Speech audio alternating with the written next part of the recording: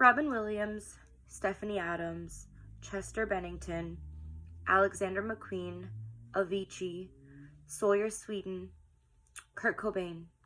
These are all successful actors, actresses, models, singers. These are all successful celebrities who drove the nicest cars, had the biggest houses, had all of the money that they could possibly want, but they all had one thing in common. They all suffered with depression and took their own lives as a result of that. It's one of the hardest things to deal with. Depression is one of the biggest health problems society faces today.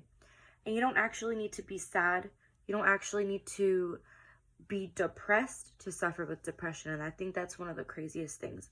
Super scary that there's no physical trigger to someone being diagnosed with depression or someone experiencing depression. Of course, a childhood trauma, going through just an emotional keepback in your life can definitely be a trigger. There's no specific or set reason as to why someone can suffer with depression. And as you can see by the list of people that I gave you, Robin Williams was 63 years old when he took his life. Sawyer Sweden was just 20 years old when he took his.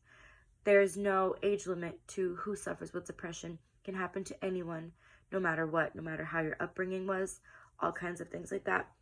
And depression is not like an everyday cold where, some medicine and some hot soup and, your mom babying you all day. It's not going to make it better. 50% of people that suffer with depression don't respond to the medicine that they're given, don't respond to the therapy that they take. It's just something very, very overpowering to some people, and it's really hard for people to overcome it. So what I'd like to tell you are some different ways that we can help our friends, our family members, coworkers, anybody who you think might be suffering with depression. Here are some ways to just help them out, be there for them.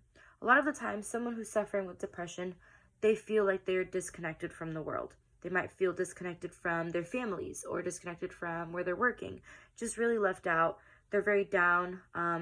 They don't want to include themselves in things. That's when you got to push them the most. Be there for them. Reach out. The biggest thing for someone with depression is to get them talking. Of course, you might seem a little annoying and pushy to yourself, but to somebody else who's suffering with depression, you're giving them a purpose. Call someone up. Hey, would you like to go for some coffee today? Or do you want to grab some lunch with me after work or after this class we have together? Just little things to get them out, get them social. A lot of times they don't want to do that. They feel super exhausted. They're tired. They can't get out of bed on most days. You got to be the one to kick them in the butt a little bit. I've personally helped people through that. And of course, while you can be a good support system, which is what a lot of people need, it really just comes down to them. And one of the biggest things that they look for, even if they don't know that they need it, is that kick in the butt to get them, get them back out there, get them to do things that they didn't want to do when they woke up this morning. Just get them out. A simple phone call can go a long way for them. Encourage them to get a pet.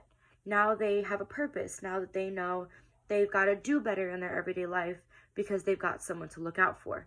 It's so important to understand depression, understand that they can be the happiest person in the world in your face, and when they go home, they're locking themselves behind closed doors and they're crying and they're wondering why they're even here, what their purpose is.